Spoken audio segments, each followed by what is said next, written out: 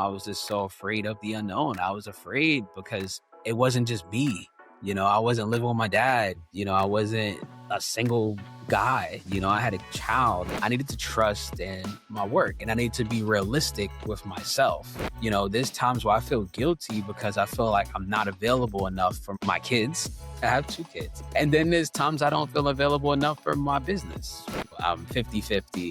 I'm working, I'm a dad. It allows me to show my kids what hard work is.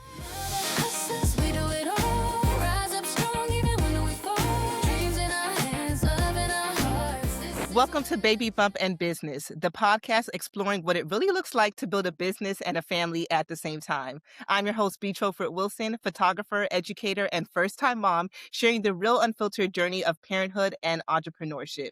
In honor of Father's Day, this special series highlights fathers in the creative and entrepreneurial space, diving into their experience with fatherhood, providing partnership, and pursuing purpose while raising a family. Because this journey isn't just about moms, it's about families we're building together. So let's get into it. Today's guest is Marcus Stevens. Marcus is a proud Brooklyn native based in New Jersey. He's passionate about sports and lifestyle photographer with a deep love for storytelling through visuals. What started as a creative outlet has grown into a thriving career and has taken him all over the country. He's also the founder of Marked Media Creatives, a full-service content agency specializing in photography, videography, graphic design, apparel design, and printing. And his team includes a diverse group of talented creators based in New York, Chicago, and LA. And together, they partner with brands to deliver bold, meaningful content that stands out. Marcus, welcome to the podcast. Thank you, B. Thanks for having me. You did some real good research there. You had a lot of stuff there. I was like, wow, she really dug deep on that one. It's always funny whenever I read an artist's bio, they're just like, I did that. It's like, yes, you did. Like, sometimes we forget, like, oh, man, we've been doing this for a while. Yeah. I'm like, man, I did some good stuff recently. Listen. So how did you get into photography? Let's start there. Man, so I got my first camera when I was 16. And I got it by mistake. My dad actually got it from somebody at his job, and they were just like, hey, here's this camera. I don't know what to do with it. And at the time, I was really big into like some sneakers and fashion. I took the camera, basically just started taking pictures of my shoes and just posting them on like MySpace and stuff like that. And all the little older social media platforms that we had, just so I can showcase my stuff and show people, hey, look, this is what I had. And then eventually people started to ask me to take pictures of them. They was just like, hey, can you take a picture of me just in front of my house at the park? You know how it was back in the day. Like, it was like simple stuff. And I started to do that. And then I actually met somebody who was into fashion as well. And he was like, hey, I have this crazy collection of sneakers, and I just want to go to the park and I just want to take pictures of all of it. And I was like, all right, cool, let's do it. And I started to just take pictures in a lifestyle setting, and I started to fall in love with it. A couple months later, I started to shoot models. And this wasn't like a whole production type stuff. This was just me just kind of just pressing forward to see if I even like photography, something that I wanted to do going forward with my life. And I started to shoot some of my friends, female models, male models, that people that wanted to kind of break forward in the scene. And it kind of exposed me to a lot of things that I needed to work on. Like lighting, composition, storytelling, all kinds of stuff. I just thought it was just me, just you stand here, let me take this photo and let's post it up. And I thought that was it. But that led me to start meeting a lot of other photographers who were well established on the scene. And then I started to really draw a liking to photography because I started to understand that there was so many other elements to photography outside of me just having somebody stand in one specific space. It really taught me about storytelling. And a little bit of background for me is I'm a big movie person. I love movies. Like, that's one of my biggest things. Like, I can sit down and watch a movie all day. Then whatever the case may be, like, I have the AMC movie pass. I go to the movies like 4 or 5 times a week if I can. So storytelling was really big for me. And the fact that I met a couple people early in my journey that were really big in trying to develop a story and just show composition and how to light a scene. It really showed me the technical sides of photography that I fell in love with more so than shooting. So I kind of fell in love with that part more. And that's kind of how it all started. But there's a whole other story to it, but that's how it all started.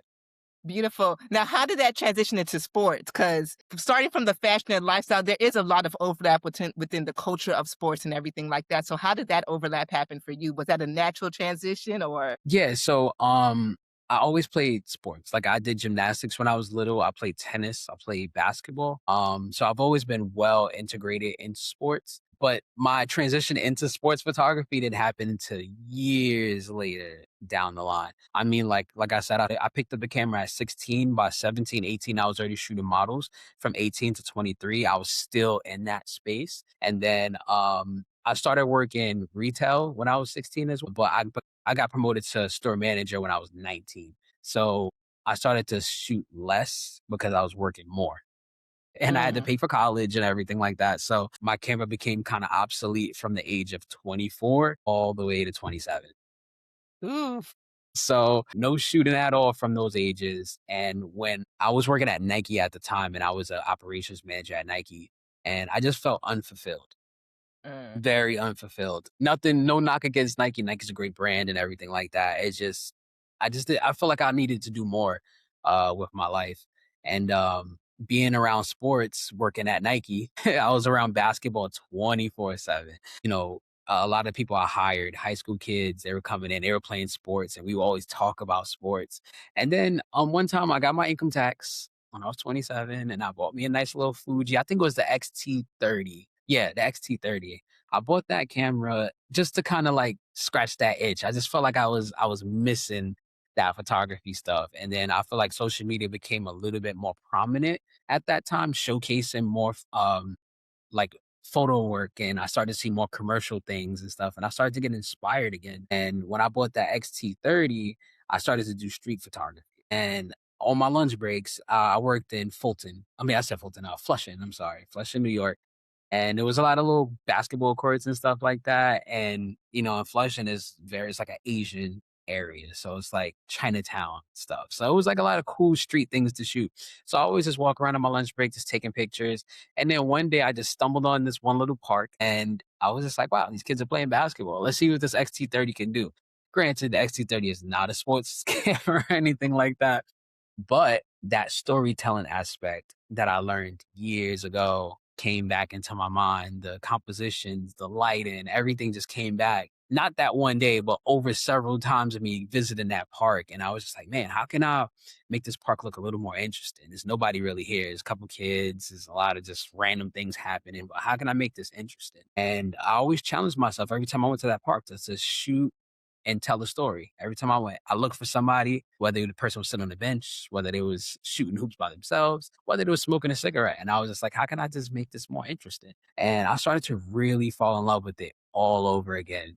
Like it just hit me. And I was on my lunch breaks every day. I worked at Nike, just editing, looking for new ways to inspire myself. And then eventually I started to look at YouTube and I ran into the Sony A7 II. Yeah, the Sony A7. I was like, all right, if I really want to take this serious again, let's move up the gear and let's try something new. So I went out and I went to go get the A7 II, but then I found out the A7 III came out and I purchased the A7 III because it was the latest and greatest thing. I needed it. And from that point, I got a 24 to 70. That was the first thing I bought. I didn't have enough money to buy all the things I wanted to get. So the next time I went to work, I went back to that park and I seen the two kids playing pickup basketball. And I was like, all right, 24/7, should be good. Sat down, crossed my legs, and I sat and I was like, hey guys, you mind if I just take any pictures? It's like, yeah, it's fine. So I sat down, I started taking photos, and I was like, wow, this is cool. Not only can I tell a story, but I can also capture action, and um really like push myself to develop stories within these scenes. But then also it gave me an opportunity to reestablish that I love basketball and I love sports and I love to see people doing that and just being engulfed in what they're doing. And I was like, hey, I'm gonna see if I can really push myself now. So I reached out to my high school basketball coach and I was just like, hey, coach, is it possible I could just come in, take some photos of the kids while they're playing sports? And it's like, yeah, of course, because it's football team, basketball team. I had everything at my disposal. And that required me to get a 70 to 200. And from that point, it just kind of spiraled on from that. At first I started shooting basketball exclusively, learning, just going to YouTube University, figuring out how to shoot, how to shoot the sports and stuff because I was coming from more of a lifestyle, background versus sport. And from that point, it was just trial and error. It was just like, let me try this, let me try that, let me figure out how to shoot the sport. I know how to play basketball. I didn't know how to play football, but I watched football. So I understood the basics of it. But when I started to really understand the game, like it became so simple to shoot and it became so much more fun, and that's kind of how it all like kind of bottled it on. I feel like that was long encapsulated, but like it, for But it me, like explains it it took, greatly. yeah, it took some time. It took some time to get to it, but I do feel like my start with just lighting, composition, storytelling, I feel like all of that stuff plays such a key role in what I do now with my sports work because I'm not just trying to shoot the game. I'm also trying to figure out ways to tell a compelling story because I do wire service work for ESPN. I do wire service work for Zuma Press. So like sometimes they don't want just the game. They want to be able to showcase an entire scene. Like they want people who are not there to understand what was going on. Where are you? What's happening?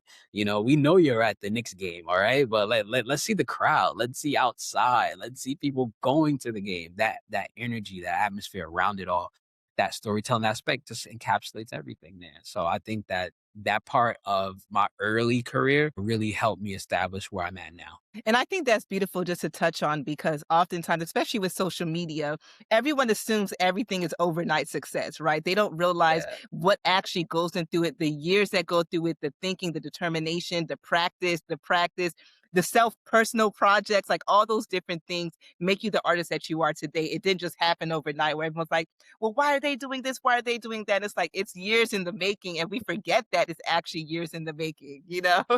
Yeah, of course. And I don't want to discount it and say like some people don't have that overnight success, just like in any other field, right? Some people, they're just super creative. Sometimes they're just in the right place at the right time and they meet the right people. And they get opportunities that a lot of us been sitting around and working and hustling and bustling for. But sometimes that does happen. But for the majority of us, it does take years of practice, years of really being ready for the moment. I can't tell you how many times that if I didn't learn what I learned from the age of 17 to 23, from a lighting perspective and a composition perspective, to be able to understand how a studio operates, I wouldn't have done half the work that I've already done now, because that stuff prepared me for the moment. And then when I got my camera again, it was just like it kind of clicked and I was like right back at it. Obviously Right. gear changes, different lighting things happen and stuff. So I had to learn a little bit of that as well. But if I didn't have that initial teaching, like I would be screwed. Right. So let's go a little bit into the entrepreneurship space. So at what point were you like, okay, you know what? I actually want to transform this into a business and start embedding on myself. And what did that look like for you with that transition? Yeah, so when I turned I think it was 29. Yeah, when I turned 29, I was still working at Nike, still with my camera. So we're talking 2 years now from when I purchased my camera to when I decided that I want to pursue this full time. So when I turned 29, I really started to hit the ground running. I was doing high school basketball still, but I was on the Nike basketball circuit. So I was getting a lot of opportunities from schools that were sponsored by Nike. I was doing a lot of shoots for Nike schools, which led me to start working a couple things for Nike basketball in the summertime. So I was getting some good money. Not the greatest money, but enough money for me to trust myself to figure, okay, I think I can do this. I trust myself enough to be able to pursue this career. So the year of me being 29, I was doing a little bit of that. So making a little bit of money there. But then I also started to transition into shooting a little bit more active stuff. So lifestyle active. So I started to get opportunities with Foot Locker.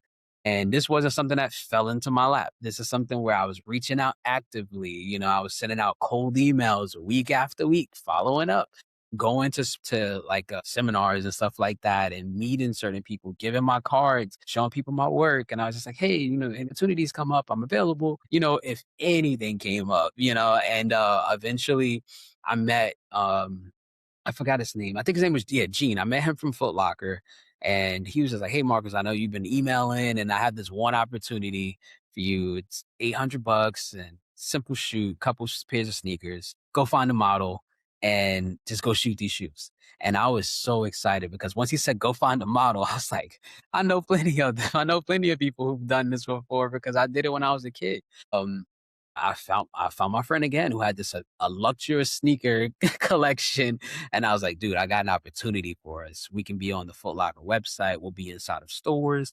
We'll be on their social media account. We just have to shoot these few shoes, and he was all for it.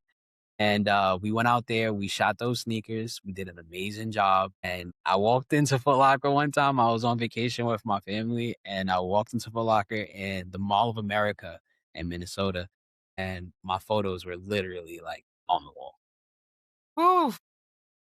And mind you, I'm still working at Nike. I'm still like, I still haven't really like transitioned into it fully. But that moment, me being able to see the images that I shot in a store and it really changed my mind on a lot of things, and I was just like, I got a level of fulfillment that I've never gotten from retail.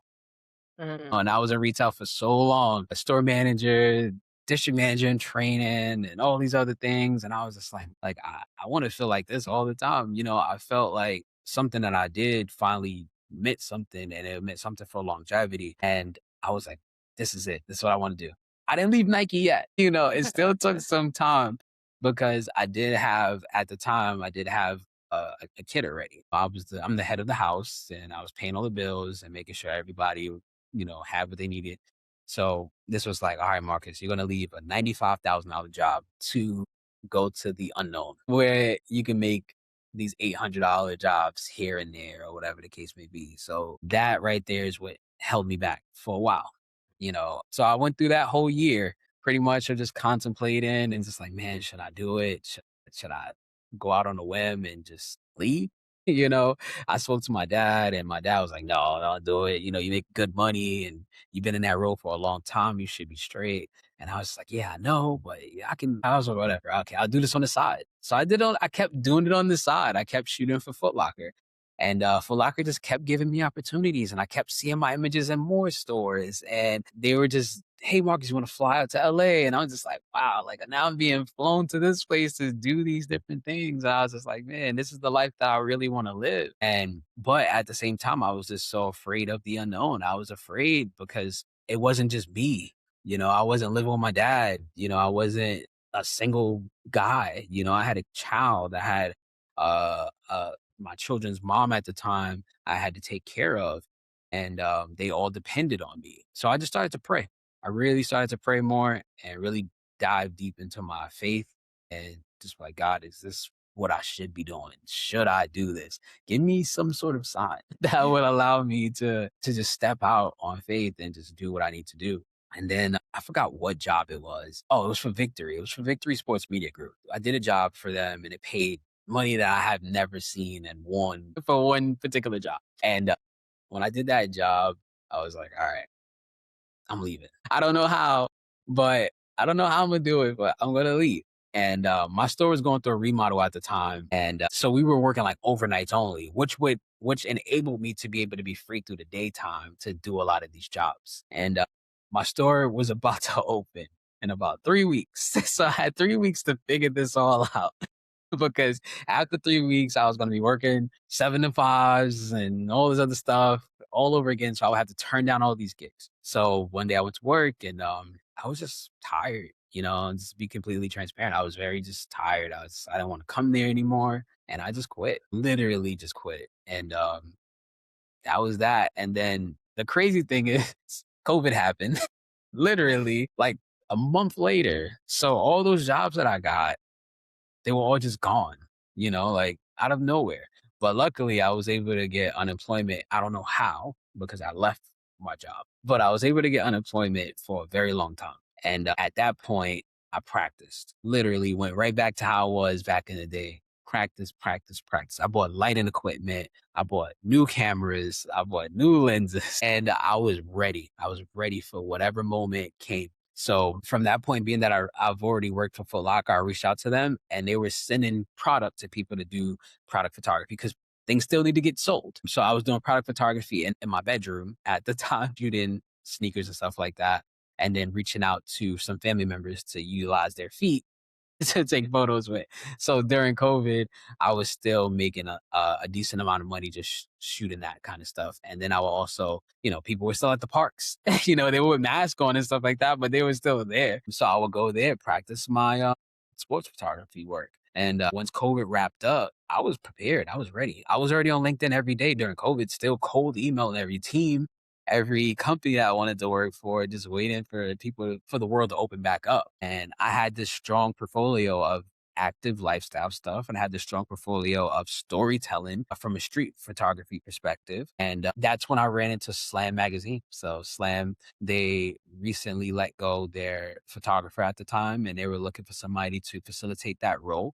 And I knew two people that worked within Slam that were able to advocate for me. I do want to definitely bring that up because I do want people to understand sometimes you do kind of need to know some people in certain areas. And that Right. does play a big role in a lot of these opportunities. But yeah, I did get the role for Slam magazine to do in-house photography for them, which my lifestyle commercial type background led me to get in because that's what they were looking for. They're looking for somebody in that vein who understood how to operate in a studio setting, not just shoot sports. So Right. that's what kind of led me into that. And that's why I always say it's so important to learn all areas of photography if you want to do this long term and make as much money as you possibly can make. Like this is not a knock to somebody who just does a very specific genre, like a sports photographer. It's not a knock to them. They're in that lane, they're well established and they make great money doing that. But if you want to make exceptional money, be well versed in multiple areas of photography because then you'll have work all year round and you can just kind of carve out a lane for yourself. Me, I can do real estate, I can do sports, I can do commercial, I can do lifestyle. Whatever you want to do, like I'm there for you, you know what I'm saying? And I'm available for it. I also do video. So it's like I'm like a one-stop shop, you know? But then, like I said, this is just years of me pushing myself because I knew for a fact that I didn't want to work retail. I knew for a fact that I wanted my own business. So in order for me to be able to get that, I needed to really like push myself and feed into that. I couldn't be stagnant.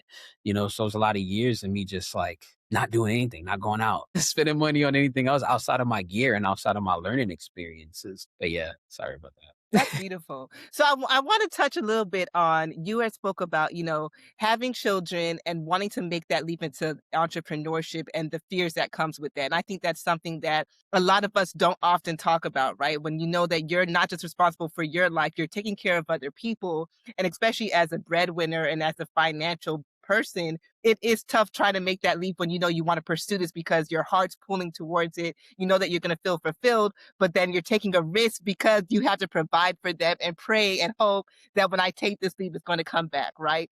So Yes. what were things that you had to do? I know you brought up your faith, but mentally, what advice would you give to anyone who's going through that transition or considering going into that transition, but they fear the unknown of if they'll be able to provide for their family? Well, the biggest thing is my biggest thing for when I did it was I trusted in my faith first, right? I trusted in God and the direction that I was being led in. Two, I needed to trust in my work and I need to be realistic with myself. Is my work good enough to be able to stand on its own and allow me to find new roles and opportunities? And that took time because when I first started, and I'm pretty sure you felt the same, when you first start, you're raw. There's a lot of things that you need to learn. There's a lot of things that you need to unlearn.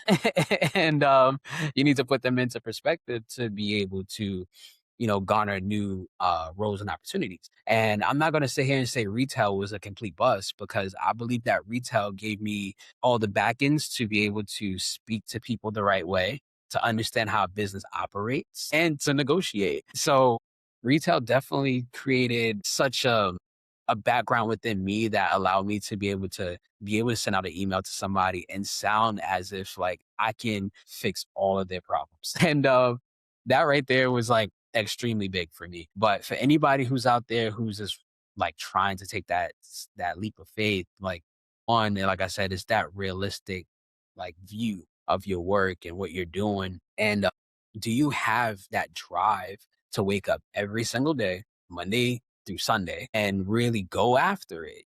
Because the thing about what we do, you know, this like we have to kind of go after it every single day, pretty much all day, you know? Like and that's even as a parent. You know, there's times where I feel guilty because I feel like I'm not available enough for my kids. I have 2 kids. And then there's times I don't feel available enough for my business because I feel like now I'm integrating with my children, you know? So it's like give and take. So I'm starting to get these gray hairs all over me because like I feel like, and it's not even about age. I do feel like I'm stressed out about a lot of certain things. Like my business does very well.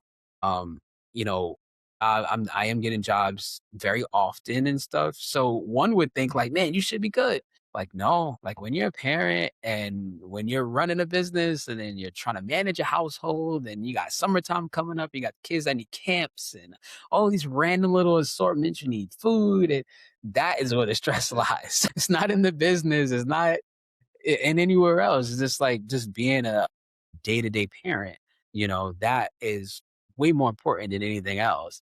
And sometimes you do feel like you're lacking in areas, and that brings stress. And a lot of people do think that my stress comes from work. You know, no, I don't think so. You know, every day I wake up and I pray and I'm blessed to be in the position that I'm in right now with my business and with my life. I just think that my stress comes from a lot of things that are the daily norms of being a parent. You know? Like, I was talking to my brother a couple days ago, and I was like, "Man, if I didn't have kids, I'd just be all over the place." You know? Like, I'll probably be taking this interview right now in a whole different country, you know? But just because I'll be trying out different opportunities and stuff. But, you know, I think that you really just have to be to will it back in. Yeah, I think you have to really be super transparent with your work and with your drive and with your intentions and what you want to do as a photographer, as a videographer, as a social media person, whatever you're chasing. I do feel like you need to have certain levels of what you're trying to do. When I first started photography, it was just like, hey, I want to get a magazine cover. Got that. I wanted to do some more commercial work. Got that. I wanted to do this. I got that. And it's like, all right, now I want to build a business out of it that caters to minorities and people that look like me and yourself. And because I do feel like we are it's so less of us when you get to a certain level and when you get to certain things, especially in sports photography. I feel like for women, it's getting a lot better. But when I look on the sidelines and I look at people that look like myself, it's not many of us there. So Mm. I am trying to create a space where you know, there's creators that one, they struggle to find opportunities because one, they probably can't advocate for themselves, or they just don't know the proper spacing and how to get into these places. So my business does dedicate more so in that area. But I do, like I said, I do feel like I think the biggest part is knowing if you are ready and if your work is well out established enough to take that leap of faith because with AI and with all these great creators out here and all of these great media companies out here too. The field is very thin when it comes down to opportunities, but you can carve out your own lane. There's so many other businesses out there. You don't have to work for the biggest business. You don't have to work for Nike. You don't have to work for Adidas. You don't have to shoot for the NBA. There's so many other ways to make money within this field. But that leap of faith it's really about you. It's really about your grind, your work ethic. And if you can't get up every morning before everybody else does, because and I can tell you this all the time, and I look at your work for example. I don't know, we won't even compare anybody else. I look at your work and I'm like, man, B is so good in the studio. Like I love her work. Her work is like really, really good, you know, and I always think about it. And I'm a very competitive person and I enjoy every single person I work with. There's no knocks to nobody that I work with and all the other creators out there. But I always feel like if I can wake up earlier, get those emails done, get those photos out, and really like establish and these connections with people that I've been talking to, I feel like I could beat anybody out, you know, for an opportunity because proposals go out every day. You know, I just sent out a proposal before I got on this call. I'm pretty sure there's 10 other proposals that this client is already looking at. So it's like, how do you separate yourself from that? And I think that that is where the grind, that is where the dedication,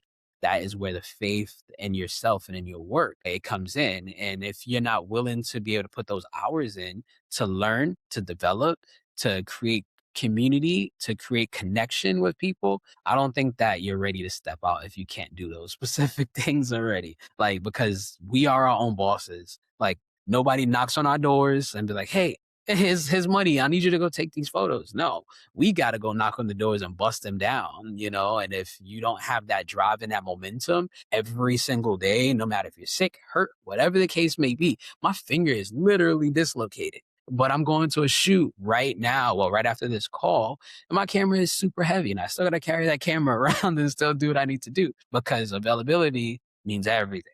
The minute you start turning stuff down and you start being late and all these different things, that plummets you, you know, and it's just like retail. You know, you get a write up or whatever. You don't get a write up in this world, but it's like a stain on the name, you know, and your name is all you got, you know, everything, your name and your word, that's all you have. So I think that that is very Yeah, I always tell people, entrepreneurship is like a child, right? Where it's like you have to raise it every single day, and it's Mhm. like I always use like the fishing analogy where every day you're throwing out bait. You're not waiting for opportunities to come. You're going out there and you're going after the opportunities. And if you don't have that drive within you to go after it and get it every single day, entrepreneurship's not for everybody. And it's okay Yeah. that it's not for everybody, but sometimes, especially with social media, it's glorified the way that it looks like, oh, you get to set your own schedule, you get to do all these other things.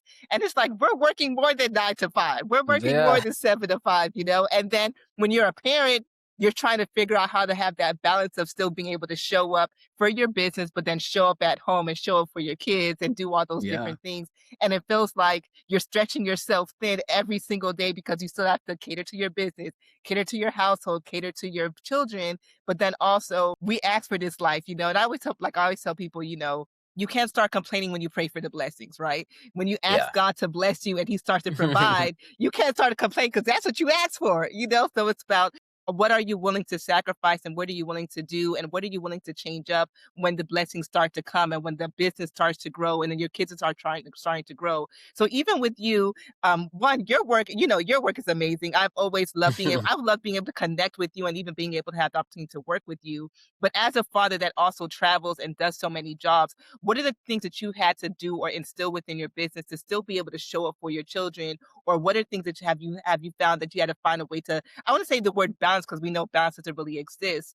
But what have you started to implement within your business to still be able to show up at home and show up in your business? Partnership, basically working with the right people, you know, people that you can trust. Because when I do have gigs that we can travel to, some of them I can't make, you know, and I can't make not because I don't want to be there, but because my kids need me, you know, and I need to be available. Or to be quite honest, maybe I can't afford a babysitter to watch my kids for 5 days straight, you know, so that does play a role as well. But yeah, I do feel like having the right people on your team, like when I first started, it was always like I want to meet people that are very similar to me, whether it be shooting style, whether it be communication, and I also want to meet people who are better at that. And I'm not fearful of people trying to take business or whatever the case may be, because like I said, once again, I lean on my faith and not the outside stuff outside of that. So if I bring in somebody to work with me and they decide to be shady and they want to go and talk to the client on the side and stuff like that, I leave that on to them, you know, and because I do believe in my work and what I bring and what my company brings to clients, and I do feel like they value that. But yeah, partnership is big. So sometimes on these gigs, like if I can't go, I do have my partner go out, and they are able to stand in for me. And I still have lines of communication with the client, whether it be through text message or whatever, just to make sure everything is smooth and stuff like that. And if anything misses a beat, you know, I'm able to speak on it so my team can do what they need to do while they're on the ground. And I don't know if you remember when we were in Atlanta, it was the same thing with you. It was just like I trusted that I know B can get it done. She's there, and let's just let her rock, you know. And I'm not all over you like, oh, what are you doing? What's going on? Like I trust you, you know what I'm saying? Like I trust your work, and I trust that what you do. And I think that that is super important. But then when I'm not on the road, my kids are a priority. I take my kids to school every morning. I come, bring them home, and we laugh, we talk, we eat, we do all these different things. So when I'm home with them. You know, like of course, obviously, sometimes I have to edit or whatever the case may be. So I just bring my laptop with me, and I'm in their space. You know, my oldest son, he's 10. He loves video games, so like he's kind of engulfed in that world. And then My youngest son, he's 5. He's nonverbal autistic, so it does take a little bit more effort and time with him. So I'm also ingrained with him a lot more as well. And, all transparency, that does make it a little bit tougher too, to have a kid who is on the spectrum because you do have to give them a certain level of care. The care is a lot different than a kid who's not on the spectrum. Somebody who's not on the spectrum, they're able to do things on their own and run around, do all these other things. Like somebody who's on the spectrum, you kind of have to kind of hold their hand slightly, but so that definitely takes a little bit more effort and time and energy to deal with. But yeah, I think that is that kind of encapsulate it all. It's just while I'm on the road, I'm on the phone, while I'm talking to them and stuff like that before a shoot, after a shoot. So I'm still available to them. And then, like I said, when I'm home, I'm home. I'm 50-50. I'm working, I'm a dad. So it's just like walking around with the laptop, but then also like, hey, what are you doing? Did your homework? You did this, cleaning up rooms, making dinner. No, basically doing stuff like that. I'm not gonna lie to you. It's stressful, but it's fun. It allows me to show my kids what hard work is, and I get that from my dad, God rest his soul. My dad was a single father of 2 as well, and he really showed me how to be a man, how to take care of your responsibilities and not complain, not bicker, not moan. It's like these are the cards that you were dealt with.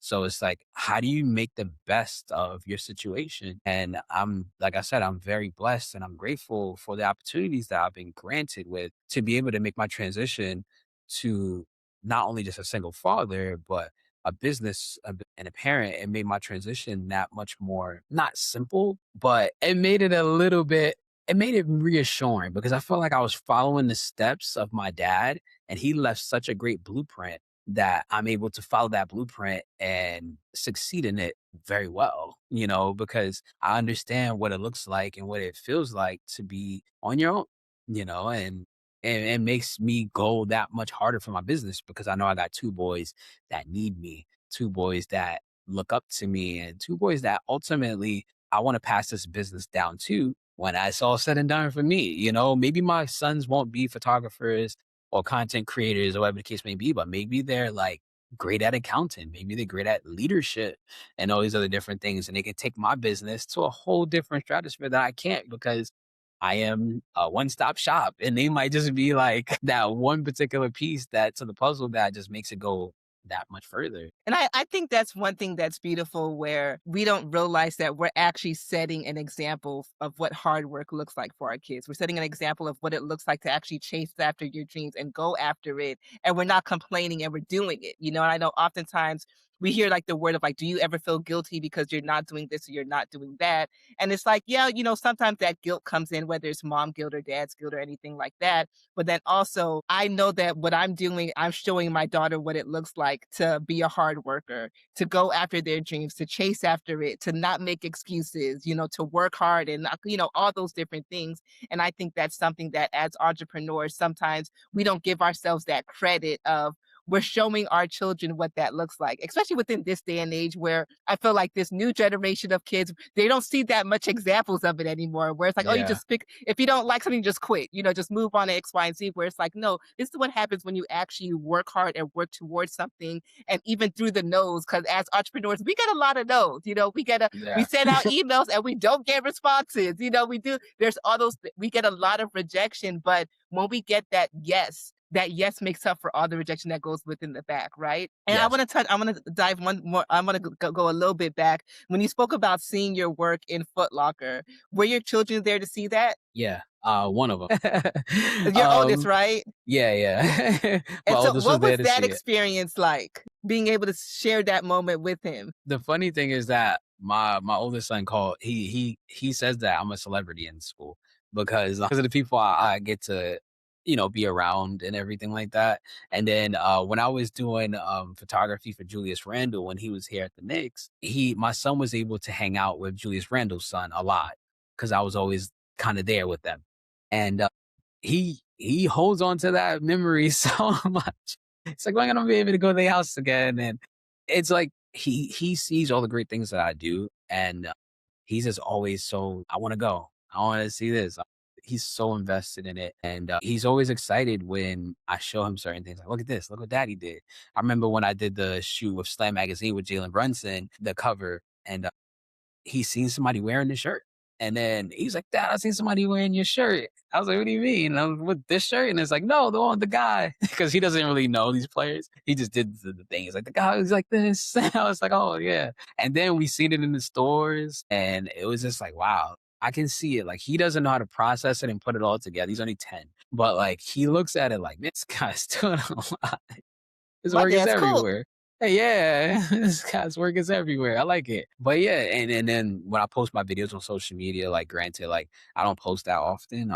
I should, but when I post those, he just like, how'd you do that? You know, like he's so interested in it. So because he has his own YouTube channel, and his YouTube channel, he posts like his little video games. He got like 300 subscribers. I'm like, dude, you're doing great. You don't need you don't need my advice. Just keep doing what you're doing. You're only 10 with 300 subscribers. I only got like 60 on YouTube. So like he's doing amazing. That's beautiful. So, if you could leave any piece of advice to a father or a creative who may be going into this new journey of fatherhood, what's one piece of advice you would want to leave them? I would say leave such a great impact on your kids. Whatever, and when that's whatever you do. You know, if you are a construction worker, a chef, whatever it is, really showcase your passion to your children. Because I think that now in this day and age that kids they get so caught up in social, they get so caught up in all of these other random things that's happening because their attention is being grabbed in so many different areas. And I feel like kids are starting to lose identity, you know, and I think that if you show them like this is one thing that I'm really, really good at, and I'm gonna nail this thing. I feel like it helps them figure that out too. Because I'm not gonna like a couple years ago, my son was just diving into so many different things. It's like he didn't know how to stay anywhere. It was like he was on YouTube one day, no, I don't want to do that no more. I want to do this, and I want to do that. I want to do this. I want to do this. I'm not gonna say that that's a handicap because it does help them like showcase different abilities and attributes. But I do feel like sometimes us as humans, we need to focus in and lock in on one area and be proficient in that one area. And then we can move on to the next area and then become proficient in that. So I do feel like when you showcase to your kids and you're available to your kids, and I can say that too, because I need to be available to my business. Because when I'm available to my business is firing on all cylinders. When I'm available to myself, I'm firing in all cylinders. When I'm available to my children, they are firing on all cylinders. So I do feel like it goes based off of that. It's them first, business, you. Hmm. Well, in my perspective, it's God, my kids, my business, me. Well, you know, and because I do feel like not feel, I do know that without my faith and without God, none of this stuff that I'm doing is possible. None of it. And then my kids, they are directly my motivators. You know, I look at them and they motivate me to continue to push forward so I can start to show them a better life. You know, I want to be able to, I say no to my kids a lot. And I say no to them because I don't want them to feel like everything is just going to be a yes. Because if you consistently do that, you create this false reality of all I got to do is just ask for it and I'm going to get it. And if that was the case, I'll be a millionaire right now because I can show you all the emails that I've sent. And if it was always a yes, I'll be a millionaire right now. Greatest photographer of all time. But yeah, I want to be able to showcase that sometimes you have to work extremely hard to get the things that you need to do. Not sometimes, all the time. You have to work extremely hard for the things that you need to do. So in order for that to happen as a parent, you got to showcase what that hard work looks like for them. When my son sees me leave all the time, saying, "You leaving again?" I feel bad, but at the end of the day, I have to tell him. And I say this to him all the time, and I'll be like, "You want to be poor? Do you want to? Do you want to sleep in the street?" And he's like, "No." I'm like, "Well, then Daddy has to go out and make this happen." You know, and we use that as it's an ongoing joke. You know, and I always just say that to him because my son has the same sense of humor as I do. But it's still me being very, very honest with them. Like, if I don't go do this, things are going to get a lot different around. So I just think that that availability part, you know, being available for your kids, being open, being honest with them is very, very important. And it's not just me as a creator. That's in any area of life that you are in. I think being honest with them, being direct, telling them your dreams, telling them what you aspire to do is very eye opening for them too. Because I ask my son all the time, like, what do you want to do? He'd be like, I want to be a YouTube content creator. I'd be like, that's dope. There's so many great ones out there, but what are we doing to get you to that place? Like, and I try to push them, I try to push their minds, I push their anything around them to help them get to a place that they want to be in. Because my dad was very strict.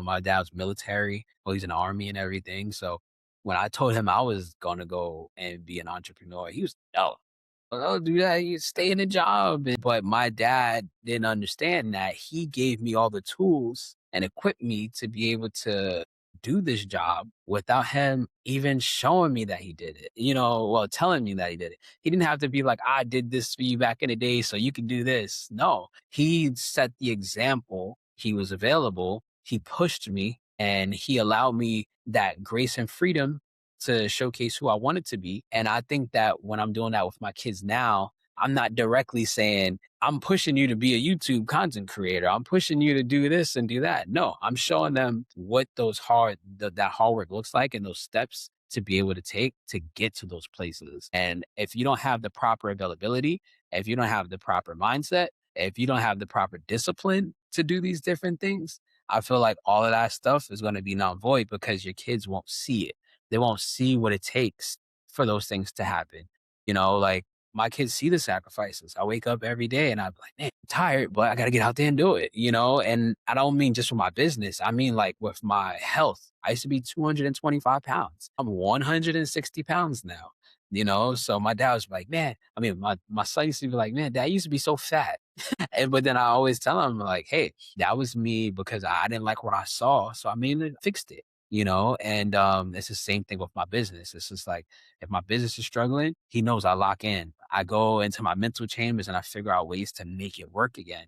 And then he'd be like, what are you doing? I'm like, oh, I'm just doing this for the business. And then he sees those things and it helps him understand what that looks like.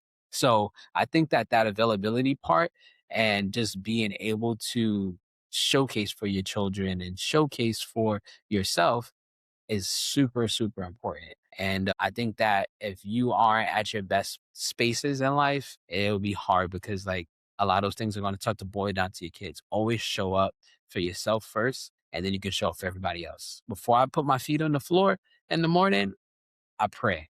Before I touch my phone in the morning, I pray. Because if I'm not right, that trickles down to everything else.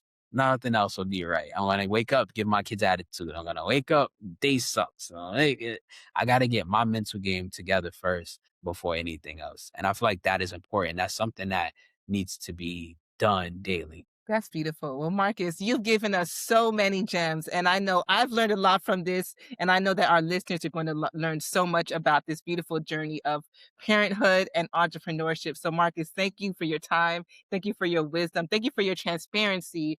And again, I'm just so grateful to have you on this platform, and happy Father's Day. Thank you so much. We appreciate it.